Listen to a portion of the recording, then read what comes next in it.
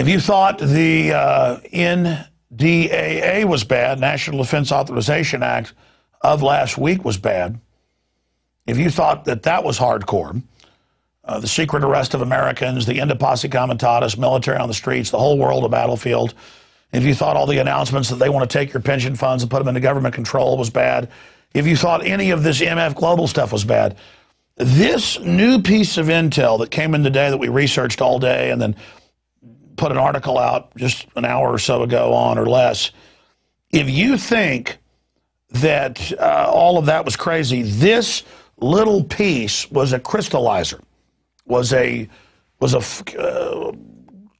real indicator of just how serious things are. And what am I talking about? Well, there it is on screen right there. Exclusive government activating FEMA camps across America, across the United States. And of course, that's quite a headline. We have the emails, we have the internal Halliburton KBR documents, government defense and infrastructure, not for public eyes, restricted info, sent to us by people in government. I'll just leave it at that.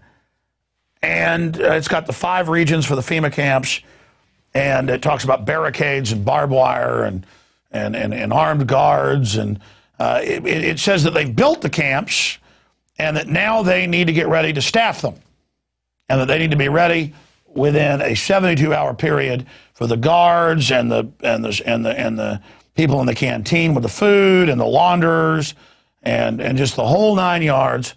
There it is. So they've been setting this up for more than 2 decades, and now they started earlier in the year, back in February of this year, advertising for upwards of 100,000 internment specialists here in the United States, and now we're learning where they'll be at. Now this particular manning of the camp is your local sports stadium, your local FEMA center.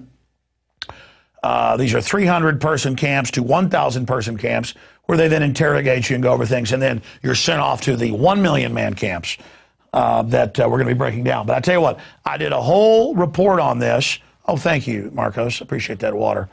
I've done a whole report on this that's coming up. But I suggest that you do what anybody with common sense, and of course our listeners, I think I have a little extra common sense, I would call your friends and family right now. And I would tell them to mosey on over to Infowars.com so they can see this information. And I would tell them to get this information because it's a lengthy article that Kurt Nimmo and I put together this afternoon. It goes over all of it. And it's got links to films and congressional hearings and admissions of all of this.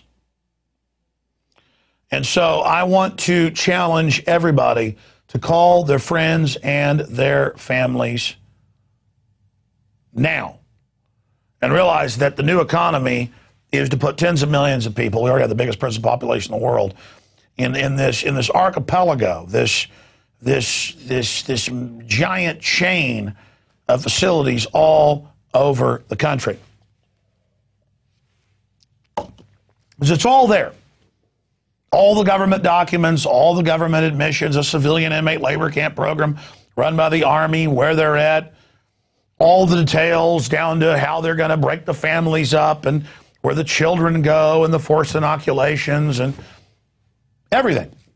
The executive orders, the legislation, the congressional hearings. But I tell you, Glenn Beck used to giggle and laugh a couple years ago. He really enjoyed that. Where for over a month he built it up that I think FEMA camps are real. We've done an investigation and we're going to expose it on this date. Then the date would come and he's, oh, I'm sorry, we're not ready, but it's bad what we're finding. And then a day later, after saying, oh, we have popular mechanics, the yellow journalism specialist of the famous family of yellow journalism that wrote the book on it. They made a movie about it with Orson Welles, Citizen Kane. And they came out and they said that, oh, I did research, none of it's true, it's all fake. And they said, look at this website, it's a photo of a North Korean prison, doesn't exist here. And look at this website, You know, they say that this train station is a FEMA camp. And I had even predicted a few days before that they would go with that straw man attack because I'd sent them all the information. I could see what they were doing. And this is the military-industrial complex absorbing America and basically declaring a police state and reinstituting a form of slavery. They ship drugs in, they make laws where if you use the product that they ship in, you go to prison. And you work for 25 cents an hour, and the good old boys get on talk radio and say, good, make prisoners work. But did you ever think it's taxpayer paid for, the profits are privatized off of slave labor, you got 4 million plus people working in slave labor, and they work for below, on average, 25 cents an hour? What's that going to do to your wages?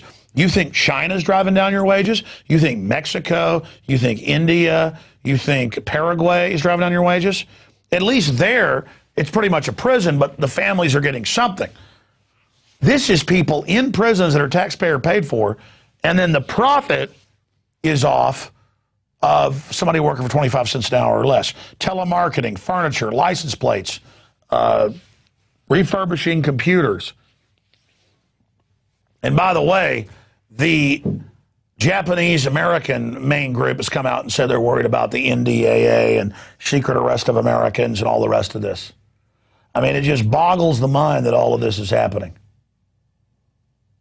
And then on the heels of the NDAA, they've built the camps, they've admitted the camps are going in, and now they want the personnel to man them.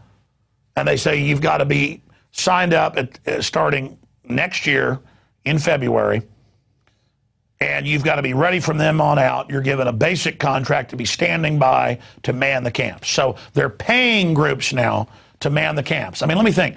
They've been building the camps for decades.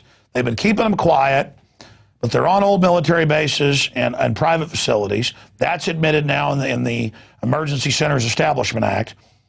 It documents that our analysis was spot on. It's exactly what we had seen them building and constructing, but we were only piecing it together and reverse engineering, and it confirmed it all and more. In fact, it stunned me how accurate we were with the pieces we had. But now all the pieces are in the jigsaw puzzle. And so these things are in place. They build a bunch of them, small ones, medium ones, huge 1 million person camps. I mean, that's a big city. That's a camp the size of Austin, Texas. I mean, my God.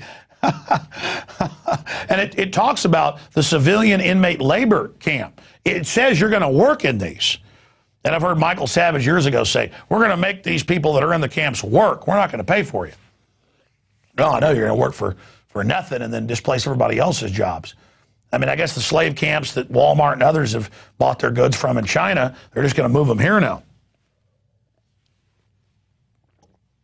And, of course, who cares if the Constitution says all this is wrong? They have basically thrown that down the toilet. Makes the crimes of Nixon look like something a choir boy would do.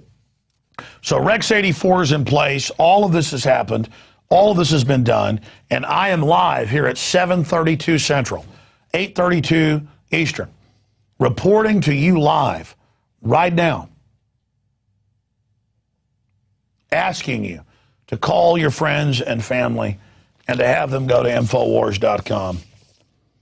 Project overview and anticipated project requirements, lining the people up to now man the camps, right as the world economy collapses by design, right as the New World Order banking system is announced, right as the sovereignty is butchered, right as they get rid of posse comitatus, right as they tell you they're going to arrest you, right as it comes out that they're calling mainline protesters terrorists and telling cops this, right as this treason is trotted out in everybody's face, exclusive government activating FEMA camps across America. It's one thing to build them. I saw a couple years ago where they were taking and refurbishing the old Japanese camps for use. That was in Associated Press.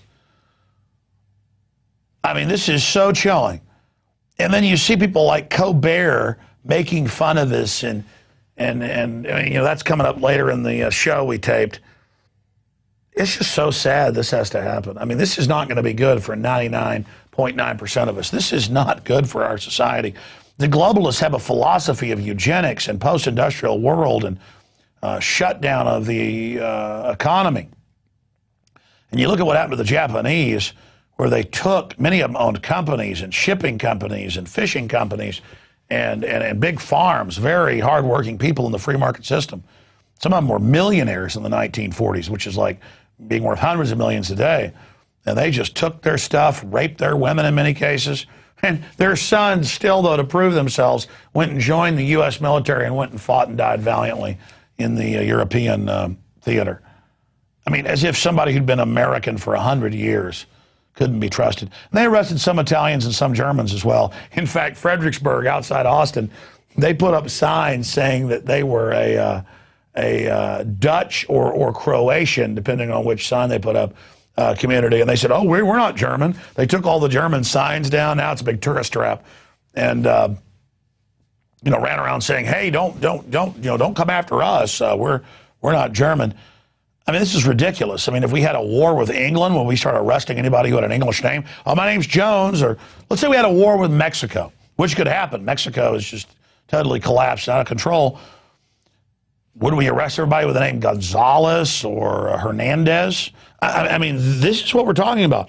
And then you get the internal documents, and they are saying they're going to go after people who are constitutionalists, people who actually understand what's going on. I mean, remember, Fox News and Glenn Beck said there were no FEMA camps when it was in the Wall Street Journal before it got bought by Rupert Murdoch. I mean, this is the type of stuff that we're facing. Again, I shot it like an hour and 45 minutes. There were a few screw-ups, a few graphics that went haywire. It's an incredible transmission tonight. You know, sure, it gets seen by members of PrisonPlanet.tv, and then it goes out on the web later to everybody else. And I'm sad that our average newscast only gets seen by a couple 100,000 people. And over a week, a few million watch the show. But, you know, my show started small on Access TV. The radio reaches 3 million a day now. But it's just, this is powerful stuff. This needs to be seen. But the number one thing, I mean, I'm exhausted, but I can't wait to get on the radio tomorrow and cover this article, because the greatest thing of my 17 years of busting my hind end for a great cause of liberty, it's been an honor, not a hindrance, is that now we've built enough of a platform that when we hit it hard, and when you hit it hard, and when we get the information out on Twitter, Facebook, and the globalist weapon systems using it against them, and on your email and on other talk radio shows, that we're able now every week, at least, used to be every few months, now it's every week, every day, to punch through the Berlin Wall of disinformation and to force a debate and a discussion about what's really happening. And we are getting numbers from police that call us and send us information that now 40, 50, 60% of their departments are waking up. Because I and Ron Paul and others were willing to go out and talk about FEMA camps and military on the streets and stuff that sounded crazy, now as it's happening, people are like, whoa, you're not a tinfoil hat wearer, you are Nostradamus. This is coming true. In fact, I had an Army officer call me last week, and he said, I was known as, his name is Bruce, you know, I was known as a tinfoil Bruce. Now I'm known as Bruce Adamus. And that's the same experience, because who cares if idiots laugh at you who are uninformed? I mean, that's like coming in and your 2-year-old's pouring the cereal on their head, and you tell them, don't do that, it makes a mess. The 2-year-old laughs at you. You don't get mad at the 2-year-old pouring cereal on their head. You realize it's a 2-year-old. And so you're like, governments using the military, bad. Mega banks creating false currency and signing you onto the debt, bad. And the public's like, no, like a child at you, feel sorry for them. Plant the seed dozens of times with them laughing. This is how we're going to beat the globalist. I mean, it's not even a debate. Who cares if some poor person who's ignorant laughs at you? It'd be like if you pulled up to some, you know, autistic person's house and you said your house is on fire and they went, ugh, and ran past you. So what? You call the fire department. You saved them. They don't know. Don't take it personal when people that never read a history book, never studied geopolitics,